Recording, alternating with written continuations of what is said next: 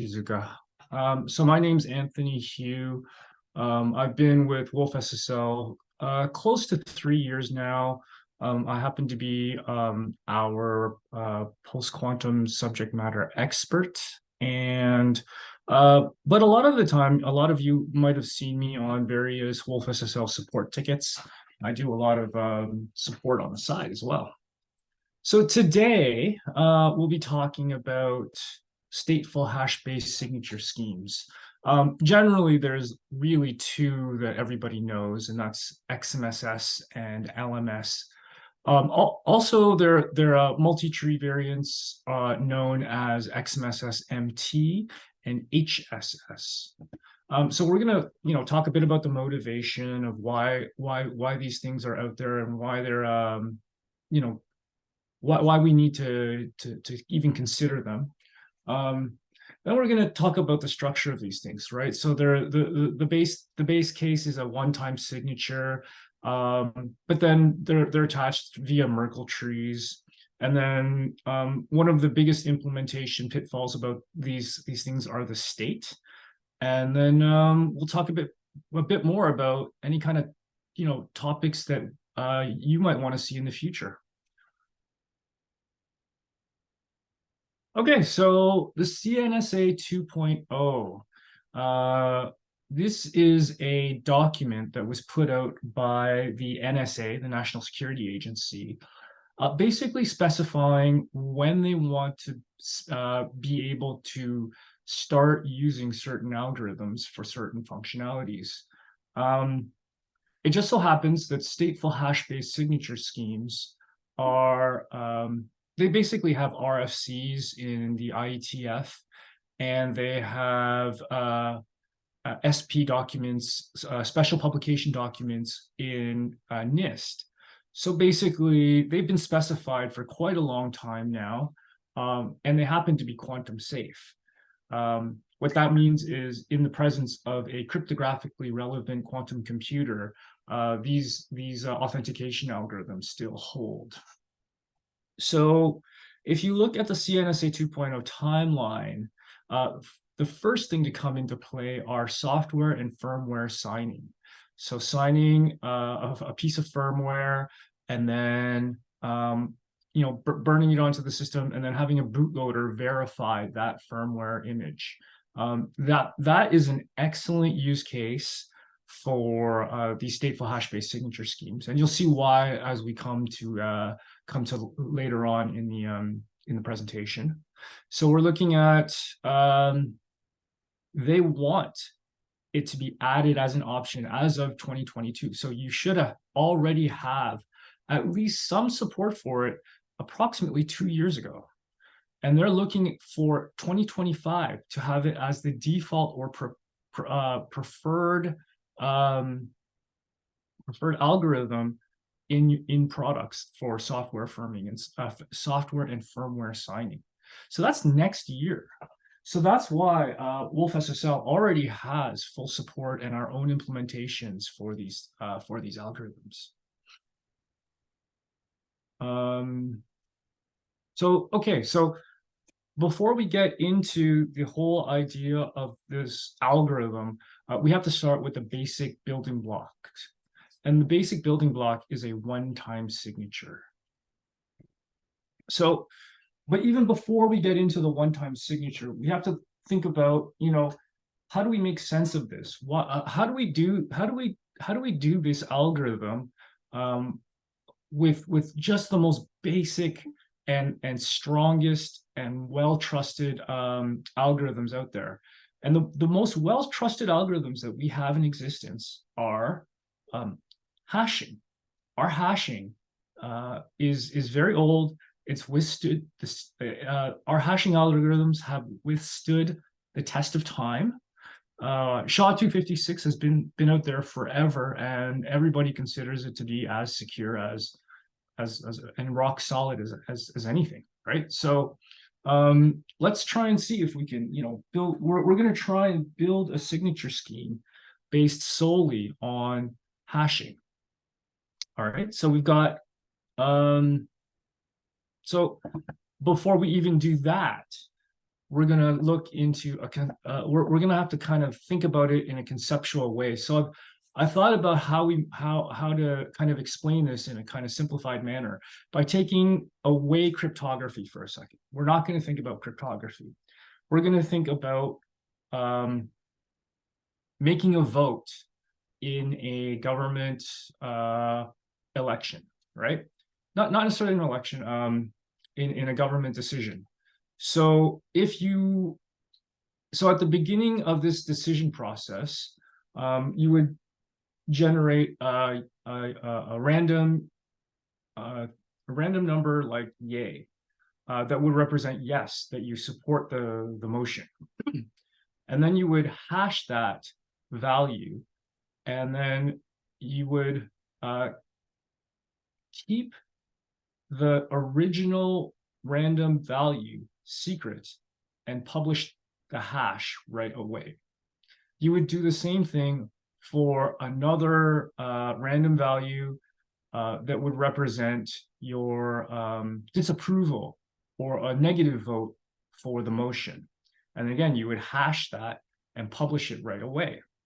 So now at the end of the debate, or the end of the session, when you want to make a vote, you're not necessarily present. So instead of raising your hand and saying yay or nay, you would simply mail in your yay or nay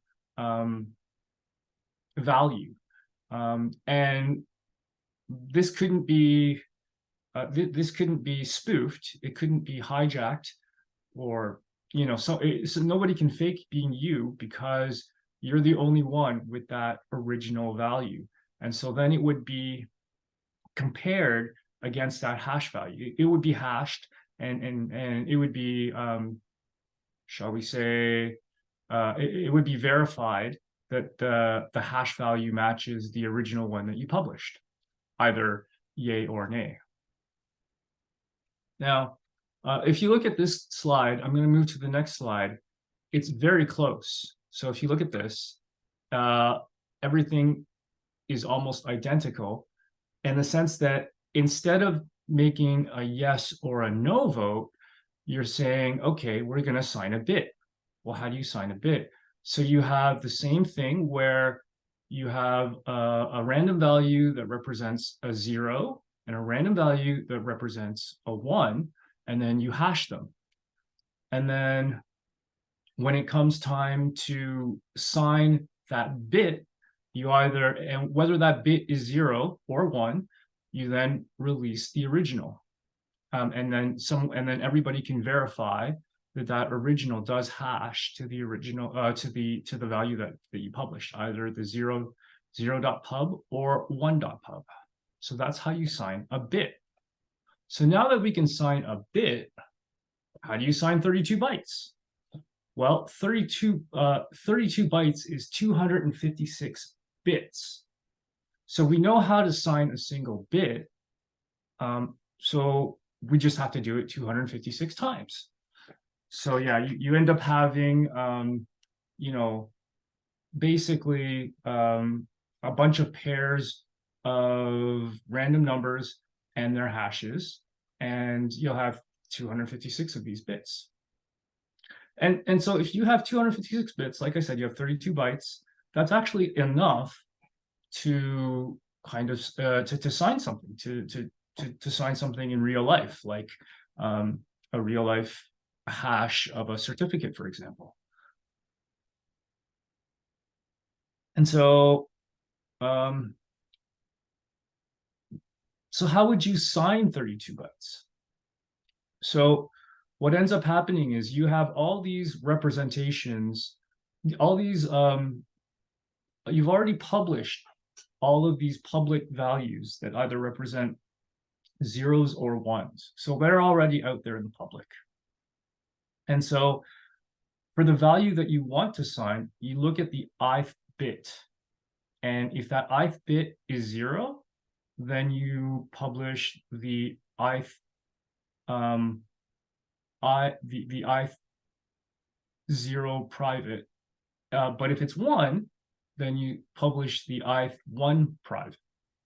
And so, and these again are just random numbers. And then everybody who wants to verify just goes through these 256 published 256 published values and compares against either the 0.pub or the 1.pub. So here's the elephant in the room. You can only do this once, ever. So it's called a one-time signature because you can't reuse these pairs because you've already given them out.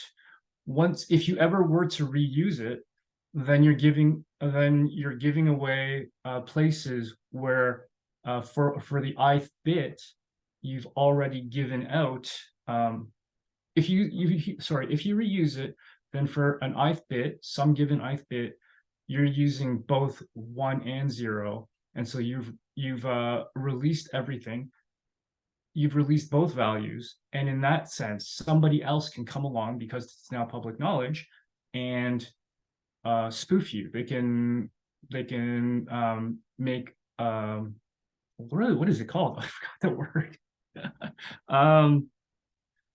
They can pretend to be you and sign something that you didn't necessarily mean to sign, or make a signature value that you didn't necessarily mean to be published. So that makes the authentication fail, of course. So now you have, so let's go back a step. So we have this idea of these 32 bytes, these 32 bytes or 256 bits, and all the zeros are published, and all the 0 public values are published, and all the 1 public values are published, right?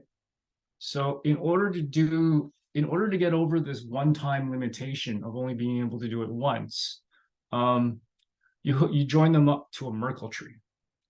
And what a Merkle tree is basically the hash of all of these values. A node in a Merkle, sorry, the leaf node of a Merkle tree is the hash of all of these values into a leaf node. So this is just another hash value.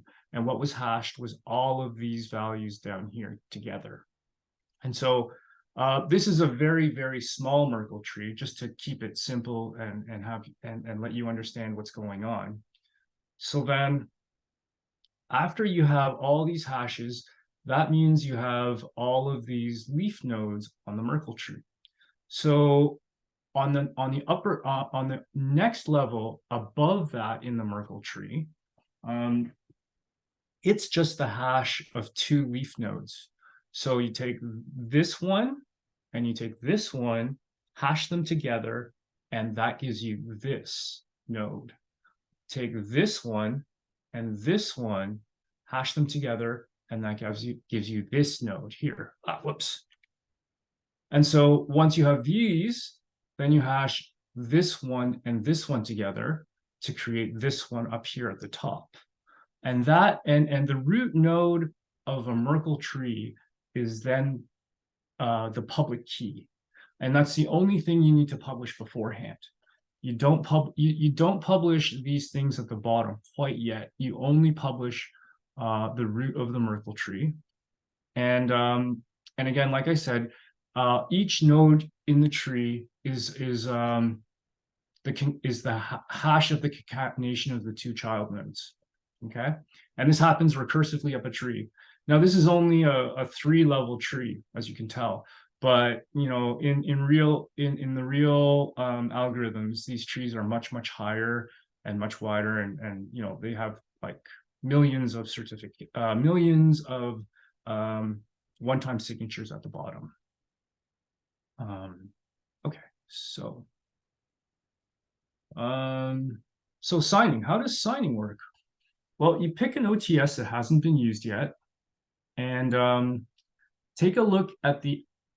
So then, with that, what you do is you publish all the 0 pubs and the 1 pubs, and all 256 of them. You publish that, and then you also publish the the various private values based on whether the thing you're trying to sign is 1 or 0. So you either publish a 1 0 priv or an I0 priv or an I1 priv.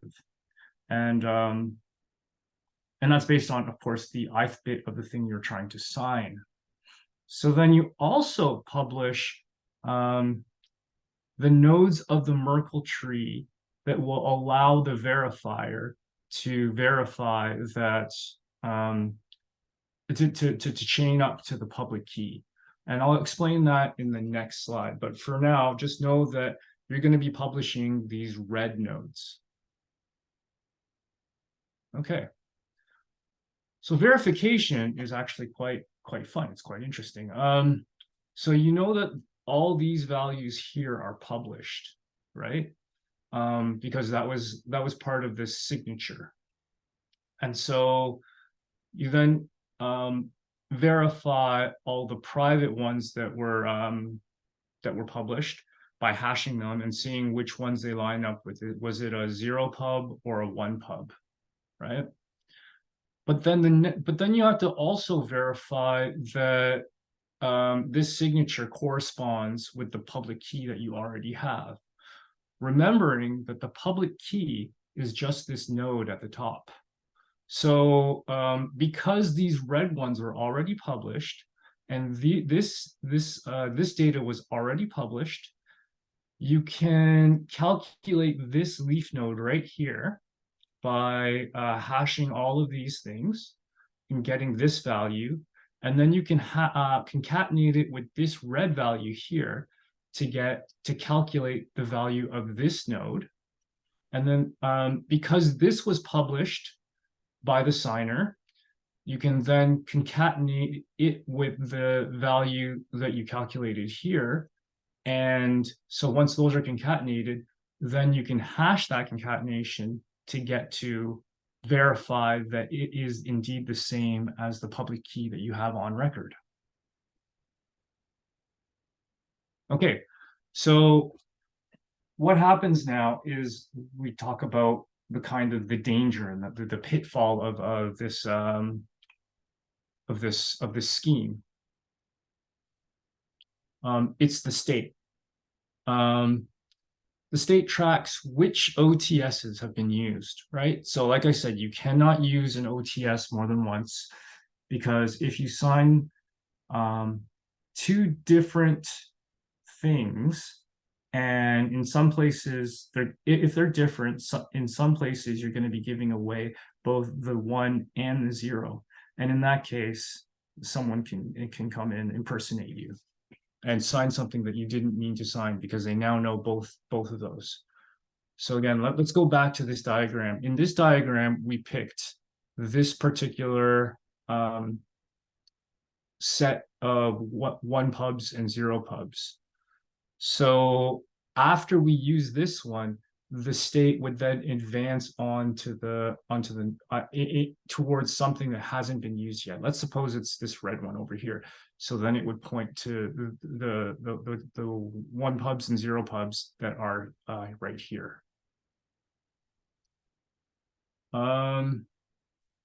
So yeah, so like I said, like it says here, it could be as simple. The state could be as simple as just a counter, right?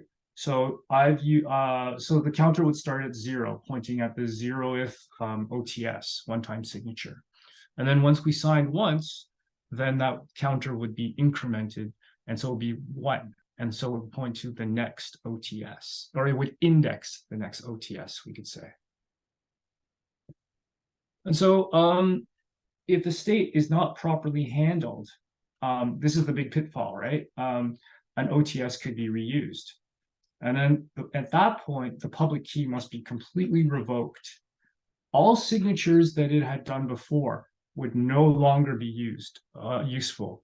And so we're talking retroactive revocation. So it's like basically you'd have to publish a CRL and say that anything that this public key has signed should not be verified anymore.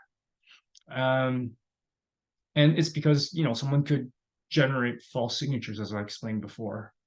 So, how can this happen? Well, if you do a backup and restore of your state, then let's say your index is your index points to the third OTS, and then you do a backup, and then you do a bunch more signatures. So now it's pointing to the 8th OTS. Well, if something goes wrong and you need to restore, then your OTS is pointing again back at the third OTS. And so as you're signing, you're going to be re-signing using the 4th, 5th, 6th, 7th, and 8th again. And so you've reused those OTSs. And so you've basically broken the integrity of that key. And you now have to revoke that key. So there are ways of you can maliciously attack a system and maybe cause a buffer overflow somehow, which would change the value of that counter. And again, if you change the value of that counter somehow and make it go backwards, then you can force a reuse of a one-time signature. So a power outage during signature generation could cause you to go backwards. Let's say you do a signature and then and publish it, and then suddenly power goes out and you reboot, and you didn't record that you had published that signature already, so you didn't advance the state. Well, then you're back to the value you had before, and so you're going to reuse that one-time signature again. And the final reason that I can think of is basically people just not being aware of the state and carelessly writing, using cryptographic algorithms in a way that just does not fit with this state thing.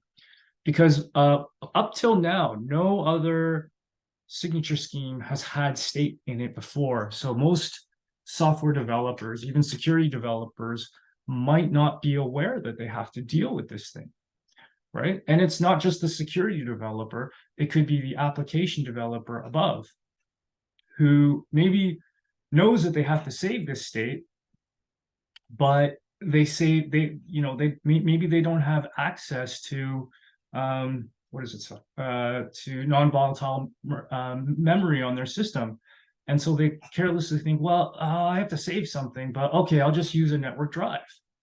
And so if they're, saving to their network drive, and that's a real recipe for disaster, because now you don't necessarily really know if it got saved after every signature, if the state got saved when you saved it, because it could be an asynchronous operation and you don't actually have confirmation that it got saved. So there's a lot of things that can go wrong with these particular algorithms. So that's basically my spiel on how these algorithms work, and the kind of really low-level basic understanding that laymen can kind of take away to understand what's going on here. One of the things that you'll notice is that the only cryptographic operation here is hashing. That's all you did. We just hashed these. There is random number generation and hashing. So both of which are very well understood by the cryptographic community. And so if you can build on these building blocks, you've got a really, really, really strong algorithm. You've got a really strong algorithm here. Of course, the key is to be able to properly understand the state and understand how to manage it. So there are various concepts within stateful hash-based signature schemes that I didn't go over, and that would kind of be a little bit more difficult and aren't as basic as the things that I was able to talk about. You might need a bit more background to understand what these things are. So there's a parameter called the winterness parameter that allows you to optimize these certain operations. And so I didn't get into that, but it's a parameter that helps with signing times on stateful hash-based signature schemes. There's the concept of XMSS-MT as well as HSS. So HSS is the hierarchical signature scheme, and the MT stands for multi-tree. And so these are hypertrees. So what you saw was the basic LMS or XMSS tree. That's what I explained earlier. These are trees, the multi-tree and the HSS variants that run on top of XMSS as well as LMS. These things are hypertrees, which are basically describing trees of trees. And so I didn't really want to get into that because it gets a little bit complicated. And another future topic is the difference between LMS and HSS and XMSS and XMSS-MT. These are kind of technical details that I just sort of didn't really want to get into as this was kind of geared towards beginners and laymen's and non-cryptographers. Basically the users of our library, our customers.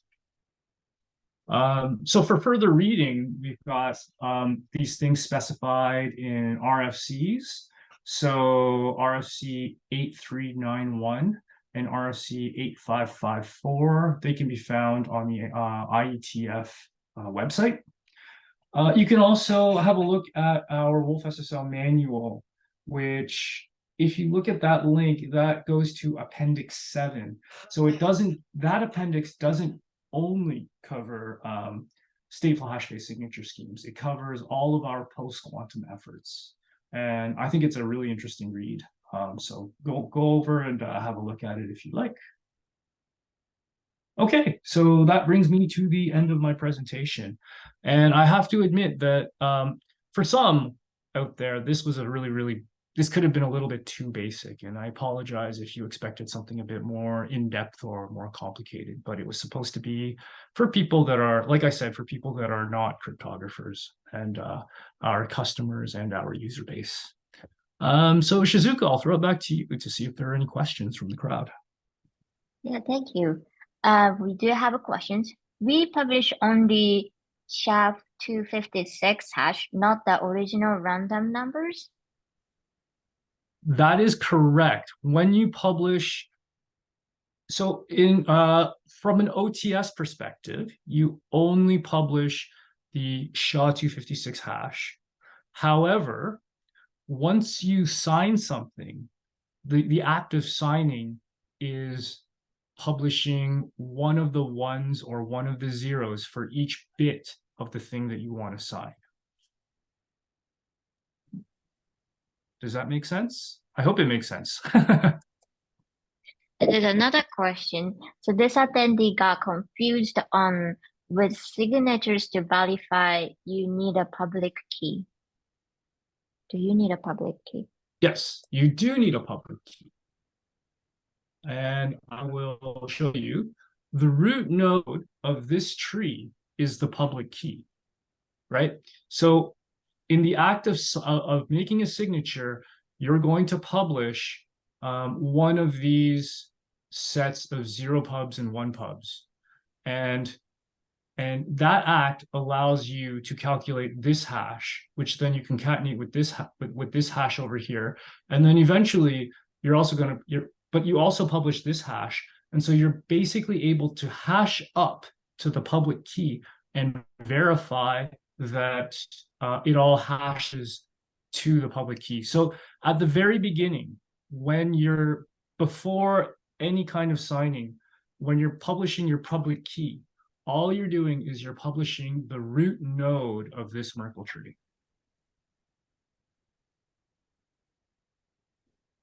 Okay. So the explicit example is this, right? Like I said, you publish all of this, you publish this node, and you publish this node. So then all of this hashes into this, and then this, and then these two can be concatenated and this can be calculated, then these two can be concatenated, and this can be calculated. And once you've calculated this, you now compare that against the public key that you have stored yourself, your trusted public key. And if it matches, then you know you have the right signature. By the way, that was answering the still very confusing, better to illustrate explicitly with a detailed example. And that is the answer right there. Thank you. And I have another question. Are we signing 0 and 1 individually, or we are signing all possible combinations of bits within a block and have a lot of different hashes for each combination?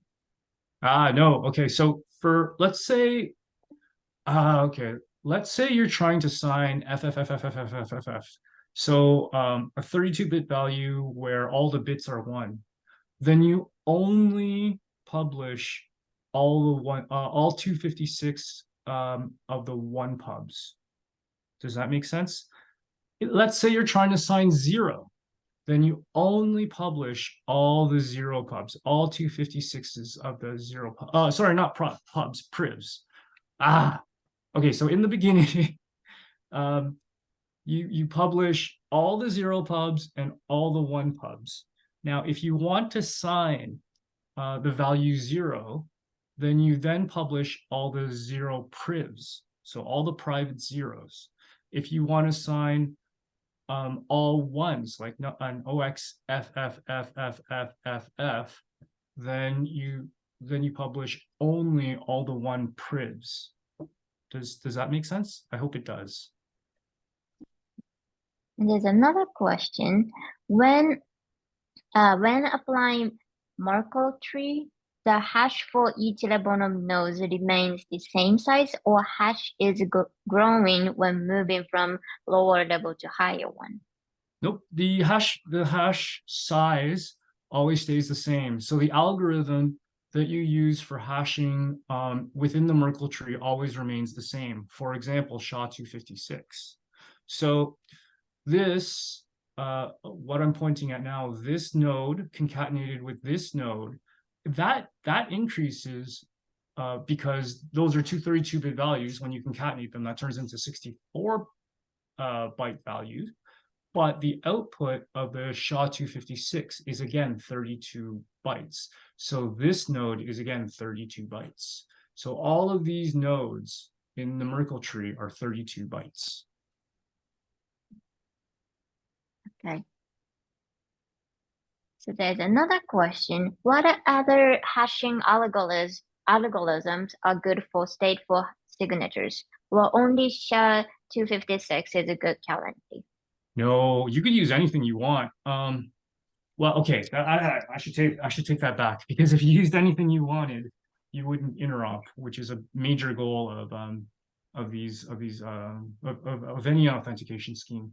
But currently, I believe SHA-256, Shake are the chosen algorithms that everybody likes better. So yeah, basically, I think it's just SHA-256 and Shake.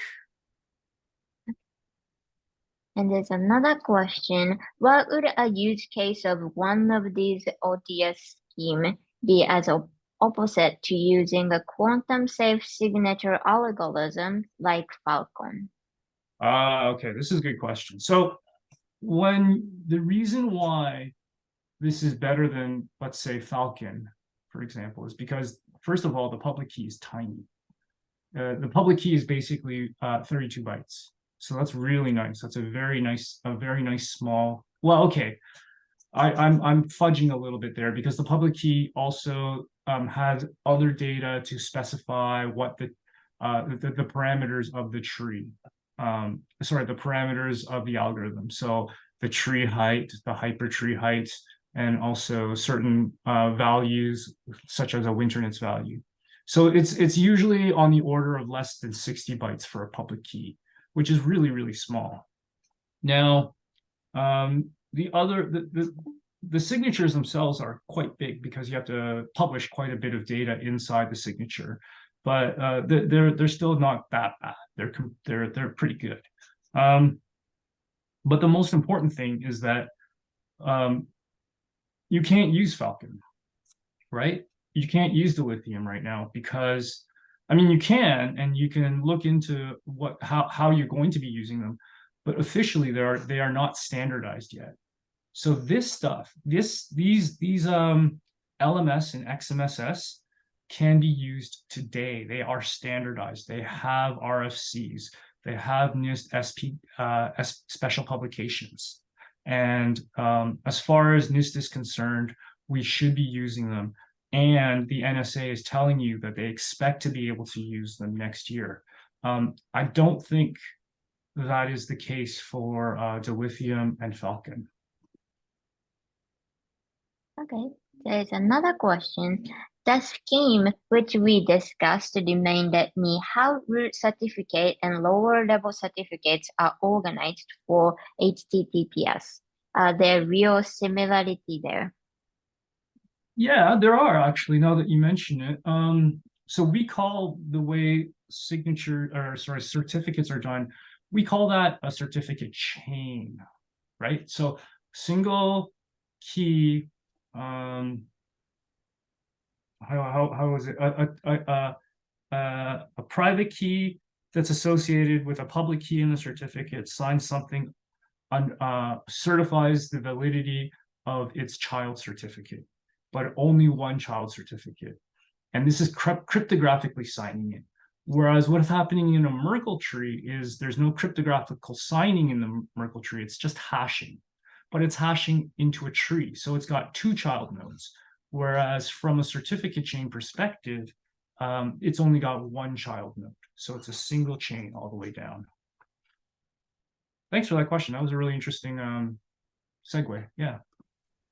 Okay, there's another question. Hey, Anthony, thank you. How feasible is this scheme for embedded device? What are the key sizes? If it seems to me there is a lot of overhead in this process.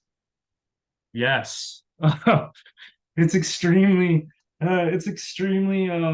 intensive, shall we say. One of the impracticalities about this, so let's say we wanted to throw this on for TLS, for example. Well, one of the impracticalities for TLS is the state. It's an online thing, so it's not practical there. But this scheme is great for embedded devices for verification, because hashing is a very, very fast algorithm. All you're doing is doing a bunch of hashes over and over and over again. And even in embedded devices, you have hardware implementations of hashing algorithms. So this can be very, very, very fast. We've been talking to our embedded partners. wolfSSL, of course, has many embedded hardware partners, and they've told us that with hardware acceleration, it's actually worth it to use the hardware acceleration in these schemes. Even though you're hashing many tiny small things, it's still worth it. And so the only problem is key generation. So in order to figure out that public key, you have to do all these hashing algorithms, all these generate all this random data, and then hash them, and then hash all of that into its Merkle trees. And so you're hashing over and over and over again. And so some of the key gen operations go into the hours. Like literally, it can take hours to do a key gen operation. So that can be where the practicality falls off. But like I said, the use case here is for firmware and software signing, where if you take an hour to do a key generation, that's fine, because you're going to be able to use that for a long time. So let's say if you do an hour worth of key gen, then you're going to be able to use that key pair for a good, like, at least 4 or 5 days if you're continuously signing over and over and over again.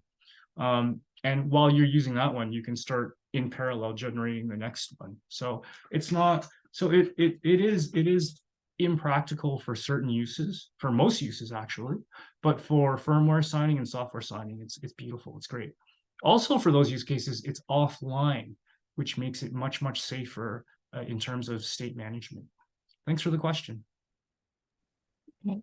There's another question. How many 0 pub and 1 pub entries are in the set? Is this somehow related to the size of the published block of data? Okay, so the 0 pub and 1 pub, there's one 0 pub per bit that you want to sign, and then there's one pub per bit you want to sign. So if you're signing a 32-bit value or a 256-bit value, that's 2 times 256. That's 512. 1 pub, 2 pubs. That's 512 total hashes. And so, it's quite a bit of data. Like you can see, it's not small, but it's not tiny, but it's not overly bad compared to some of the other post-quantum algorithms either. There's another question. How many times can you sign using a Merkle tree before you have to start over? So that is a good question, except you don't start over. Once you used all of the signatures, all of the one-time signatures in the Merkle that the Merkle tree references, you don't start from the beginning. You throw away the public key, you throw away the private key, and you have to do a regen. You have to generate a new key. So that's very, very important. You don't just start over with the same key pair. You throw away the entire key and you do a key gen. And the number, in this example that we have up here, the number of one-time signatures is 4. And that's happens to be 2 to the 4, 2 to the 2. And the reason why is because basically that's the height of the Merkle tree. So the height of the Merkle tree tells you how many signatures you have to work with. And so it's the 2 to the power of the height of the Merkle tree. Thank you. Thank you. Another question. Can we use the same one private again and then again in a single signature when data is FFFFF? Yeah, so if you're signing the exact same thing, then yeah, you can actually do that. I wouldn't suggest it because that complicates your code, but think of it this way: in a normal signature scheme, you can do the same thing. If you're signing the same thing, the same value, you're going to get the same signature value, right? So that's okay. You can use. So how do I say this? You can use the same the same OTS if you're signing the same value over and over again, because you're not giving away the second the second value. So if you're doing all FFFF, then you're never giving away the 0 pubs, and so you're safe. But in order to do that, you're implementing some really tough logic about how to manipulate the state. And I would say that you don't want to be doing that. You don't want to get clever with the state. As soon as you get clever with the state, you're liable to trip yourself up and mess things up. And next question. Okay, thank you. What other libraries support stateful signature now? Does OpenSSL already does it? No. OpenSSL does not support, not out of the box anyway, they don't support stateful hash-based signature schemes. That said, I believe the OQS library supports these. So the OQS library supports stateful hash-based signature schemes, or they will soon. I think they have a PR up. I don't know if it's gone in yet. There are reference implementations. So before we did our own XMSS and LMS implementations, we had been using reference implementations. And those are, if you read the RFCs, they point to the reference implementations. Remarkably, a lot of HSM vendors are supporting these algorithms as well. Okay. There's another question. Can key generation be done on power servers and then just save in firmware? That's an interesting question. And the reason why it's interesting is because what you'll notice is I never talked about the private key. How you implement the private key is up to you. Because in this scheme, the private key is never to leave the machine where it was generated. And so how you implement the private key is up to you. Now, when you say done on power servers and then just save in firmware, well, if you noticed, this this entire structure is generated by a bunch of hashes and from random data. But that random data, let's be honest, it's pseudo-random data, right? You're using a pseudo-random number generator to generate all your one privs and zero privs. And so if you're using a pseudo-random number generator, then really, in order to get back all of this stuff, all you need is the seed. So technically speaking, you can just do the key generation and keep the private key as a seed in your firmware. There's another question. What is the difference between private key and one priv and zero priv? Okay, so one priv and zero priv. Let's go back a bit more. Did I ever specify? So one priv and a zero priv are the private data on a one-time signature, right? So in order to generate that, you're going to use a pseudo random number generator. And so if you have, if you want to make your private key really small, the minimum you need to save for a private key is what is it called? The seed for the pseudo random number generator. So the private key, depending on how you implement it, and if you want it to be really small, it could just be a seed, the seed. But the one priv and the zero priv are the products of the pseudo random number generator that you're using to generate this one priv and the zero priv. I think that should answer your question. Okay.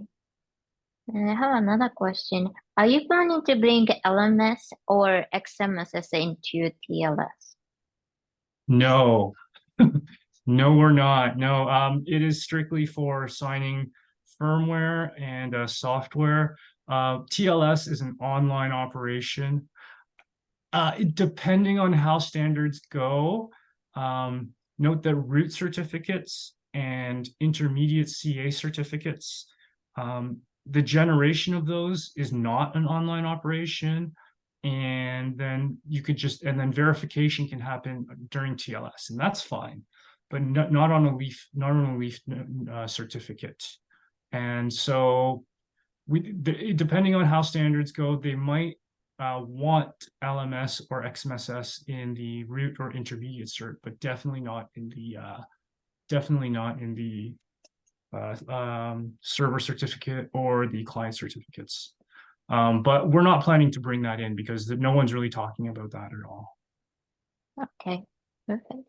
There's another question. Private key potentially can be used to regenerate all one priv and zero priv, so they are the same as the original ones? Yep, that's right. Right. So the private key is all the private key, as I said, if you write it as just the seed, it will always regenerate the same tree because you're using a pseudo random function, not a real random number generator. Okay, perfect. Thank you all for your insightful questions, and thank you, Anthony, for hosting an informative webinar, and everyone for joining and engaging, participating in the Q&A session. Please don't forget to follow us on Twitter at wolfSSL as well as our LinkedIn and YouTube channel. If you have any further questions, please email us at fax@wolfssl.com. And thank you again, and see you next week for migrating from Mokana to wolfSSL. Thank you.